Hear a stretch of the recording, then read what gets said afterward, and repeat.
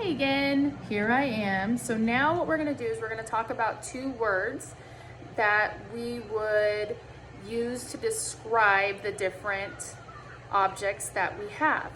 So one of them is, we would say that it is bendy, like these ones right here. Sorry, let me put my, okay, so these are bendy, soft, right? They move, they're squishy. Okay, that's all these different things. You can bend them. So you would say they're squishy, soft. These are kind of words that you might use. Rubbery, smooshy. So what I would say for that is that they are flexible. Okay. And I'll put this up for you. So flexible. So a word that people use to describe objects that are bendy, soft, smushy, and rubbery is flexible. The plastic tubing is flexible. Are there any objects that are flexible? So yes, plastic tubing, flexible, you can move it. Wire is flexible, you can bend it, right? It's squishy. The fabric is flexible. So now there's another one that we described, and that is these things, which are hard, right? Rough, smooth, okay? Well, hard, rough, they don't move, they don't give, they stay the same. Sorry, I'm just trying to stay focused. So these are rigid, okay?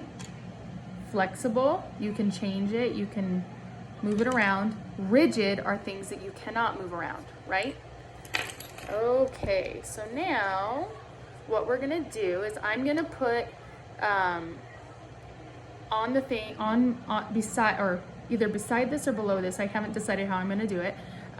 You're gonna have those words flexible and rigid, and I'm gonna put different words that we use to describe that, but if you're answering the question, I really want you to use that vocabulary, flexible and rigid. So if you choose to describe the popsicle stick, would you use the word flexible for the popsicle stick? No, you'd use the word rigid because you can't move it around. Like you can twist it around, but you can't bend it. It's not squishy, it's hard.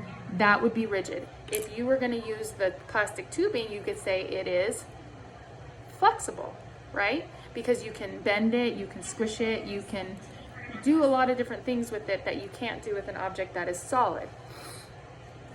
So, how can a solid object be described? You can say by their properties, right?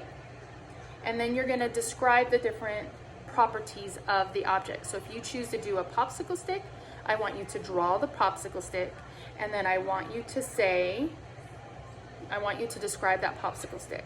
So let's go through some of the vocabulary words that we went over today. So when we look at something carefully and use our senses to find out more about it, we are observing, okay? So when you're looking at something and you're trying to figure out more about it, you're observing. All the objects we observed are solids. So everything that we observed, even though they do different things, these are all solid materials, okay? Solid, solid, solid, solid, okay? Things we know about objects by looking or feeling are their properties. Objects that are bendy or smushy are flexible, flexible, okay? An object that doesn't bend is rigid, rigid, okay? An object that has no bumps or ridges is smooth. So no bumps or ridges is smooth.